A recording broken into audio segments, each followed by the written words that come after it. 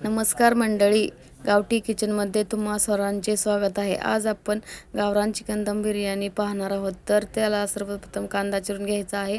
कढईमध्ये तेल टाकून आपल्याला छानपैकी कांदा असा फ्राय करून घ्यायचा आहे.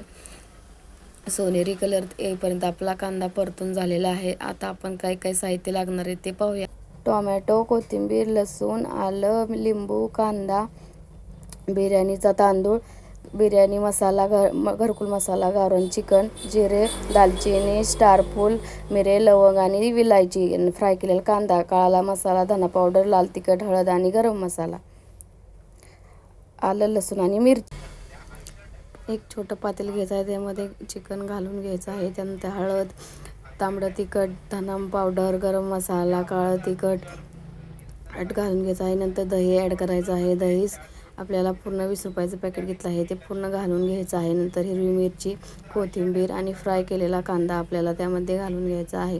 कांदा घालून झाल्यानंतर टोमॅटो घालून घ्यायचा आहे. नंतर कांदा लसूण मसाला, एव्हरेस्ट घरकुल मसाला आणि बिर्याणी मसाला घालून घ्यायचा आहे. आणि नंतर आपल्याला हे छान असं मिक्स करून घ्यायचं आहे. कांदा आलं लसूण पेस्ट घालून घ्यायची आहे आणि नंतर आपल्याला मिक्स करून घ्यायचं आहे. मिक्स करून झाल्यावरती आपल्याला हे मॅरिनेशन करण्यासाठी ठेवायचं आहे. एक अर्धा तास तरी आपल्याला हे मॅरिनेट करून ठेवायचं आहे. नंतर गॅसवर कढई ठेवायची आहे. कढईमध्ये तेल घालायचं आहे. नंतर आपण चिरलेला कांदा घालून घ्यायचा आहे. कांदा आपल्याला छान असा परतायचा आहे. कोथिंबीर घालायची आहे आणि दोन्ही आपल्याला छान असं लाल कांदा होईपर्यंत भाजायचं आहे. नंतर त्यामध्ये आपल्याला टोमॅटो ॲड करायचा आहे आणि टोमॅटो छान शिजण्यासाठी त्यामध्ये मीठ घालायचे आहे आणि झाकण ठेवून हे आपल्याला परतवून घ्यायचे आहे. झाकण काढून घ्यायचे आहे. नंतर आपण मॅरिनेट केलेले चिकन त्याच्यामध्ये घालून घ्यायचे आहे आणि ते नंतर आपल्याला शिजण्यासाठी ठेवायचे आहे. हे बघा, आपले चिकन छान असे शिजलेले आहे. पाणी घ्यायचं आहे, त्यामध्ये तेल घालायचं आहे, मसाले घालून घ्यायचे आहेत आणि कोथिंबीर घालायची आहे. तोपर्यंत तांदूळ धुवून घ्यायचा आहे. तांदूळ धुवून झाला की पाण्याला उकळी आली की तांदूळ आपल्याला त्यामध्ये घालून घ्यायचा आहे. तांदूळ आपल्याला इथे 70% शिजवायचा आहे. हे पहा, आपला तांदूळ छानपैकी असा शिजलेला आहे. पहा, असा तांदूळ शिजला पाहिजे, जास्त पण नाही शिजला पाहिजे. चला तर मग आपण बिर्याणीला दम द्यायला सुरुवात करूया. सर्वप्रथम सुरुवातीला आपल्याला थोडेसे तांदूळ खाली घालून घ्यायचे आहे, जेणेकरून आपली बिर्याणी खाली लागणार नाही. नंतर दुसरा लेअर आपल्याला इथं सुक्याची चिकनची द्यायची आहे. सगळीकडे व्यवस्थित चिकन आपल्याला घालून घ्यायचे आहे. नंतर आपल्याला तिसरी लेअर शिजवलेल्या तांदळाची घालून घ्यायची आहे. तांदूळ आपल्याला छान असं पाणी निथळून घ्यायचं आहे. नंतर आपल्याला घालून घ्यायचं आहे.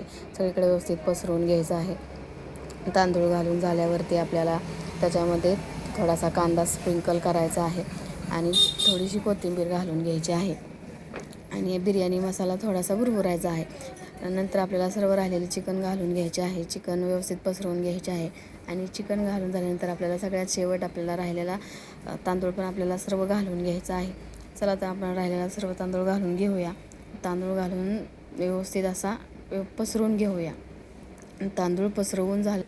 तांदूळ पसरवून व्यवस्थित घ्यायचा आहे. तांदूळ पसरवून झाल्यानंतर आपल्याला यामध्ये फ्राय केलेला कांदा घालून घ्यायचा आहे आणि बिर्याणी छान दिसण्यासाठी कोथिंबीर घालून घ्यायची आहे. नंतर यामध्ये आपल्याला तूप घालायचे आहे. मी इथं म्हशीचे तूप घातले आहे. म्हशीचे तूप घालूनंतर आपल्याला मसाला भुरभुरायचा आहे. माझ्याकडे कलर नव्हता म्हणून मी इथं हळदीचे पाणी घालून घेतले आहे. गॅस कमी करून आपल्याला दम दिलेले पातेल्यावरती ठेवायचे आहे. नंतर वाफ जाऊ नये म्हणून खलबत्ता मी ठेवलेला आहे. तुमच्याकडे जे आहे ते ठेवा, नाही तर तुम्ही कणिक पण लावू शकता. पहा, आपली बिर्याणी रेडी झालेली आहे. तर चला आपण सर्व करूया. एक नंबर मोकळा सुटसुटीत तांदूळ झालेला आहे आणि कलर पण किती छान आलेला आहे बघा. जर तुम्हाला ही बिर्याणीची रेसिपी आवडली असेल तर लाईक, शेअर, कमेंट जरूर करा आणि पुन्हा भेटूया गावठी किचनच्या नव्या रेसिपीत. धन्यवाद. व्हिडिओ आवडला असेल तर लाईक करायला विसरू नका बरं का. थँक्यू.